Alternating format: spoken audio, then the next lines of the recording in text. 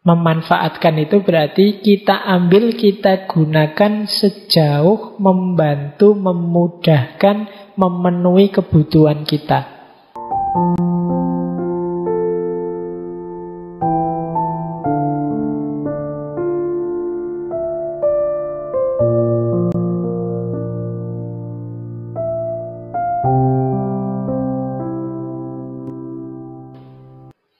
Ada orang itu berhadapan dengan kecanggihan teknologi, termasuk yang memanfaatkan. Memanfaatkan itu berarti kita ambil, kita gunakan sejauh membantu, memudahkan, memenuhi kebutuhan kita. Ini namanya level memanfaatkan. Ada gaya kedua. Gaya kedua ini hanya untuk bersenang-senang. Yang kedua ini tidak salah, tapi kalau overdosis problem. Ya memang menyenangkan main-main dengan artificial intelligence, tapi jangan hanya untuk senang-senang saja. Kalau kita terjebak di enjoyment hanya untuk senang-senang, ya pada gilirannya akan muncul problem-problem tadi.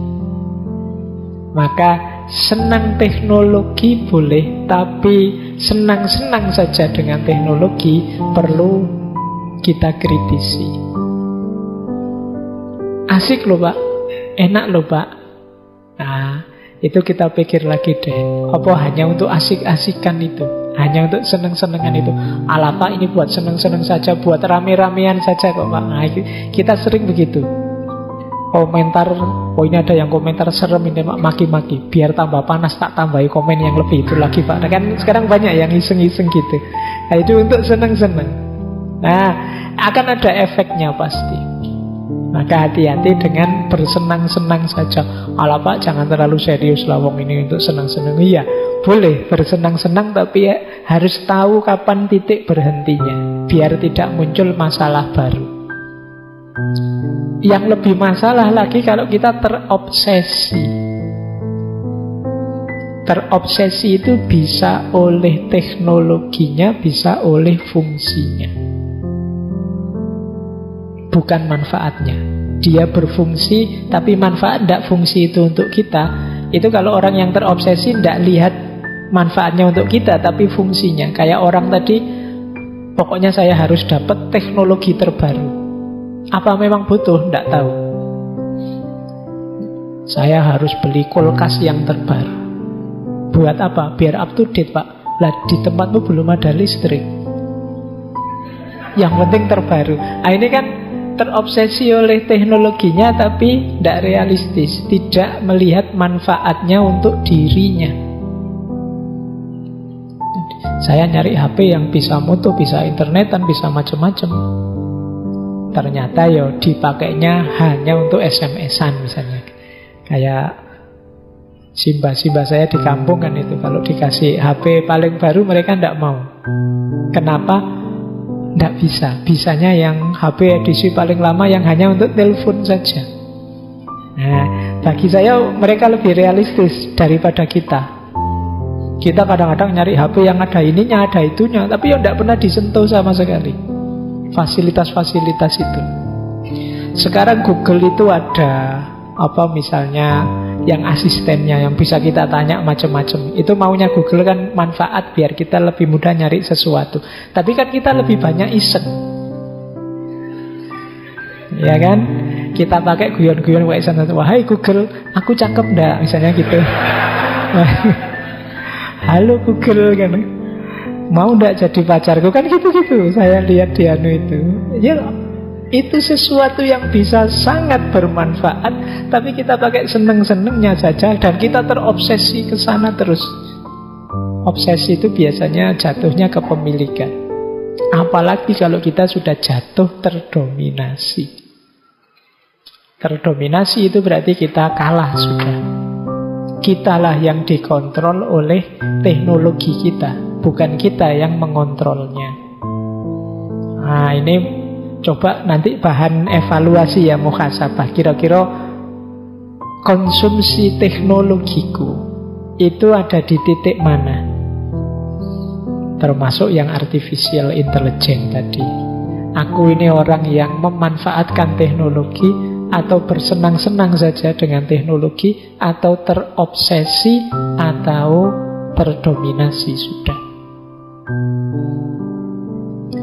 Nah, kalau ada yang ingin menganalisis, ini analisis respon.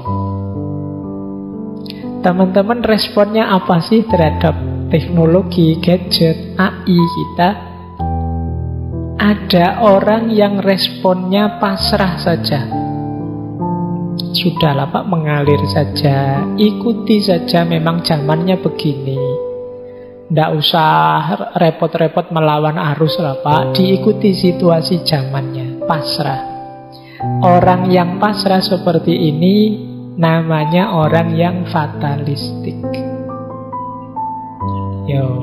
Orang yang fatalistik ya dia termasuk orang yang tadi ditelan, dihegemoni, didominasi nantinya oleh teknologi. Orang pasrah itu kan orang tidak ngapa-ngapain.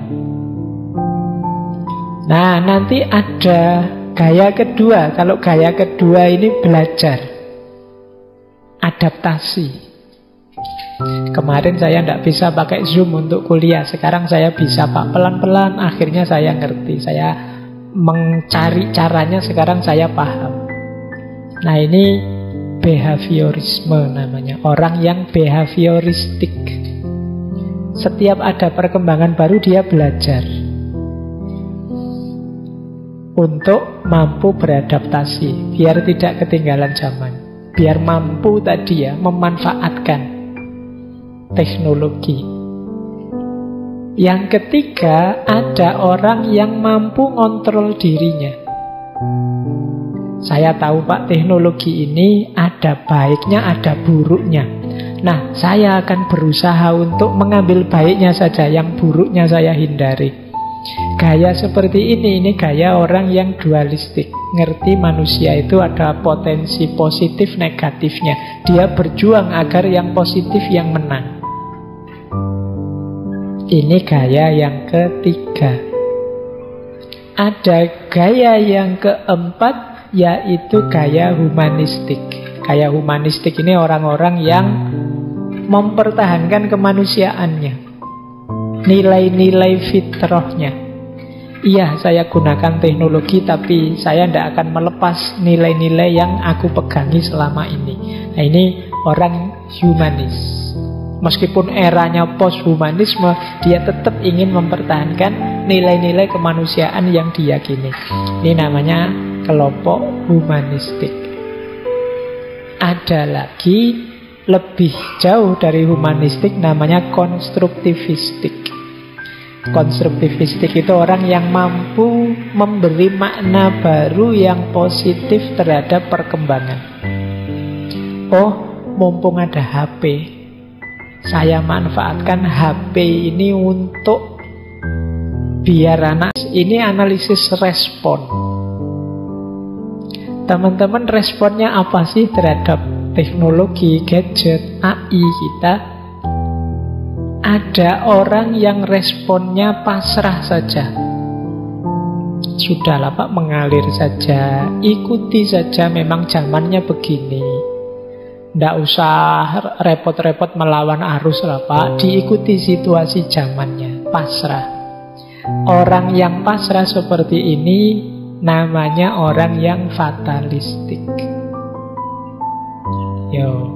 Orang yang fatalistik ya dia termasuk orang yang tadi ditelan, dihegemoni, didominasi nantinya oleh teknologi. Orang pasrah itu kan orang tidak ngapa-ngapain. Nah, nanti ada gaya kedua. Kalau gaya kedua ini belajar, adaptasi. Kemarin saya tidak bisa pakai Zoom untuk kuliah, sekarang saya bisa Pak, pelan-pelan akhirnya saya ngerti, saya mencari caranya, sekarang saya paham. Nah, ini behaviorisme namanya, orang yang behavioristik. Setiap ada perkembangan baru dia belajar untuk mampu beradaptasi, biar tidak ketinggalan zaman, biar mampu tadi ya memanfaatkan teknologi. Yang ketiga, ada orang yang mampu ngontrol dirinya. Saya tahu Pak, teknologi ini ada baiknya, ada buruknya. Nah, saya akan berusaha untuk mengambil baiknya saja, yang buruknya saya hindari. Gaya seperti ini gaya orang yang dualistik. Ngerti manusia itu ada potensi positif negatifnya. Dia berjuang agar yang positif yang menang. Ini gaya yang ketiga. Ada gaya yang keempat, yaitu gaya humanistik. Gaya humanistik ini orang-orang yang mempertahankan kemanusiaannya, nilai-nilai fitrahnya. Iya, saya gunakan teknologi, tapi saya tidak akan melepas nilai-nilai yang aku pegangi selama ini. Nah, ini orang humanis. Meskipun eranya post-humanisme, dia tetap ingin mempertahankan nilai-nilai kemanusiaan yang diyakini. Ini namanya kelompok humanistik. Ada lagi lebih jauh dari humanistik, namanya konstruktivistik. Konstruktivistik itu orang yang mampu memberi makna baru yang positif terhadap perkembangan. Oh, mumpung ada HP, saya manfaatkan HP ini untuk biar anak-anak ngajinya lebih fasih untuk program tajwid. Oh, untuk dia punya ide baru banyak, menempelkan makna yang positif untuk teknologi. Ini namanya orang konstruktivis. Dia tahu cara memanfaatkan atau menemukan manfaat baru yang konstruktif, yang positif. Ini gaya konstruktivisme. Nah, kalau ada yang tanya, Pak, terus yang ideal yang mana? Bagi saya, yang saya urutkan itu ideal semua. Jadi, ya, diawali dari penerimaan. Penerimaan itu sisi fatalisnya. Oh iya sih, memang sekarang perkembangan zamannya begitu. Oh iya, memang situasinya memang seperti itu. Sekarang kalau tidak pegang HP, ya tidak bisa komunikasi. Sekarang kalau tidak WA-an, ya tidak bisa kita memberi kabar misalnya. Nah, ini mengikuti arus, tidak masalah, memang zamannya begitu. Tetap kita harus up to date. Kemudian setelah itu ya belajar. Belajar itu tekniknya, fungsinya, caranya, gimana pasnya, positif negatifnya apa. Setelah belajar kita bisa mengendalikan diri. Oh, berarti yang ini positif, yang itu negatif.